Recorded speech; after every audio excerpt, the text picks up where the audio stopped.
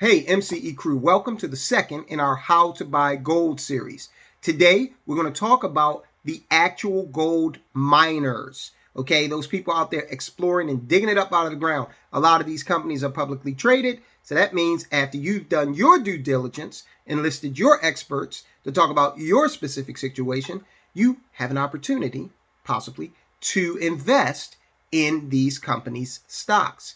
Now, this is a very intricate industry, and by the time this video ends, you are going to learn something in terms of how I feel about these companies that you may or may want to, consider when you've done all the other 99% of your due diligence, okay? So, before we get started, go ahead, like, subscribe. Thank you to all the subscribers, everybody in the MCE crew. The comment section is getting, really lit. People are going back and forth with dialogue. We are asking questions, suggesting different ideas. Keep it coming, guys.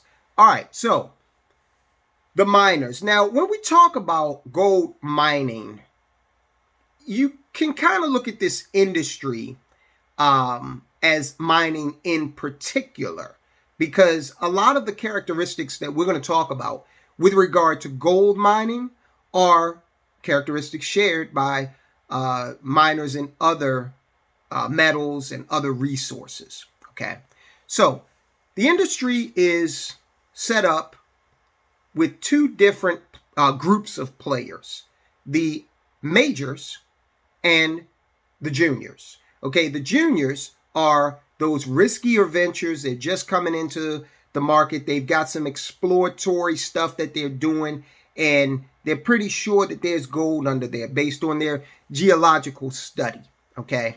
These are small companies. They're just getting started. And like I said, they're riskier. So you have them on the one hand. Then you have the more established majors. These are the well-funded guys and gals that have been out there for a long, long time who, have their game tight and have been bringing gold out of the ground for a while. Okay, so they're seasoned. They know how to do this.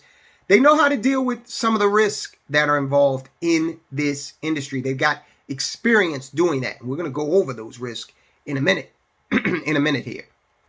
Okay, so it's pretty easy to understand what the gold miners do. They simply explore, they find the gold, they dig it out of the ground, and they send it on to refiners. And those refiners, in turn, will turn it into jewelry, electronics, industrial uses, or the gold bullion coins and bars that are stored in safes, like the one that Palantir has somewhere in the world with all of the gold that they just purchased. You can watch that video after you watch this one. All right, so that's how this whole thing is kind of the 30,000 foot view of it. Now, let's talk about some of the risk inherent in this business, because mining, in my opinion, is the riskiest play when it comes to, or mining stocks. That's the riskiest play, in my opinion, when it comes to actually dealing with this commodity as an investment. All right. So let's tick off some of the risks. You got political risk. Gold is only found in certain places on the globe, and some of those places are politically unstable. Some of those places, don't want miners to come in externally because they keep their gold. We did another video on China and what they're doing with gold. All of the gold China brings up out of the ground, China keeps. All right. So I can imagine a situation, and they may already be doing this. China may be mining for gold in other places in the world and then shipping it back to China, because China has been going through Africa and doing this neo-colonialism. It's an economic colonialism that they've been engaged in, and taking resources out of the ground and sending them back to China. So I say all that to say that there is some political risk in getting to the places where the gold is, and that could cause these miners to incur additional cost. It could also, make them just have that places not available on their list of places to go and get gold out of the ground. And remember, we're dealing with something that's finite, right? It's not everywhere, and then in the places that it does exist, it's finite and it is exhaustible. So that's one risk. Another risk when you're talking about gold mining stocks is the cost associated with the operation. So gold mining, as you might imagine, it's an expensive venture. You've got big time machinery, all right, to pull this stuff up out of the ground. You've got these gargantuan dump trucks and other pieces of equipment. Have you ever seen a gold mine and the excavation of that mine and how that looks? So you've got a lot of costs. You've got human capital costs. Of course, you've got lots of insurance that you have to take care of. You've got environmental costs that have to do with these areas of the world saying, hey, look, yeah, you're doing this over here, but you're going to have to, restore some of that. And then you're also going to have to maybe do something else environmentally friendly over here. And you're going to have to pay for that in order to balance this thing out as we get into more of this green economy.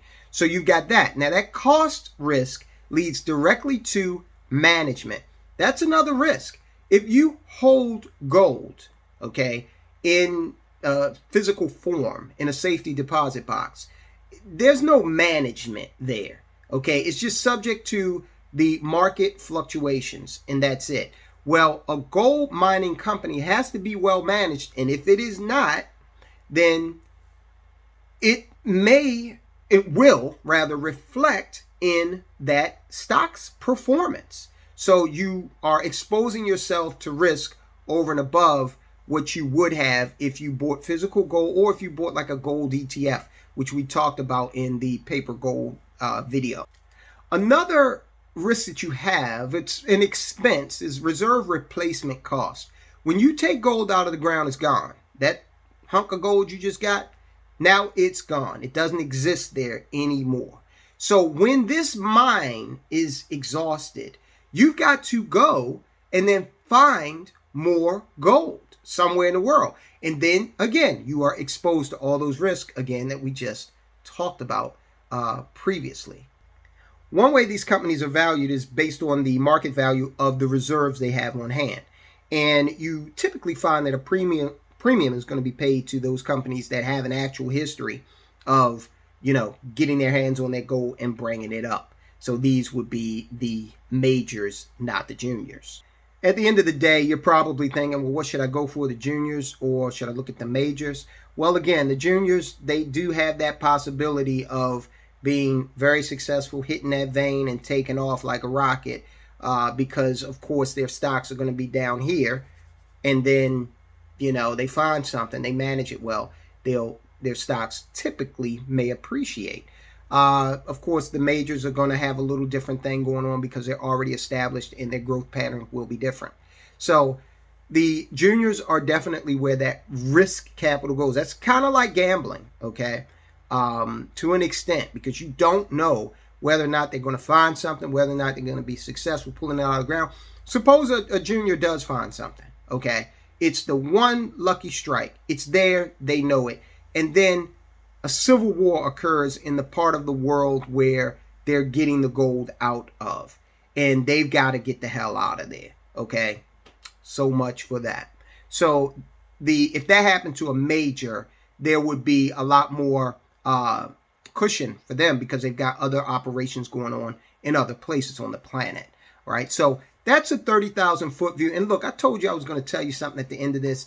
I don't like mining stocks, all right? I don't like them because of all of the risk that we've mentioned, especially the political risk and the management. I would not invest in gold in this way. I think that management piece is a big if. You don't know how well the company's going to be managed. Then you've got that political risk. When the well runs dry, they got to go somewhere else and again expose themselves to that risk all over again. So I don't like the mining stocks. Now, you may feel differently, and that's fine. But I think also the mining stocks are going to come under fire because as we, again, move into this green economy, whether you agree with it or not, there's going to be a lot more. There's going to be another layer of political risk tacked onto that. And that could turn into an expense, a big-time expense, if you're levying different taxation or fees onto companies that have processes that in some way could be construed as environmentally detrimental. All right, so that's it. Gold mining stocks. You decide. I'll talk to you soon.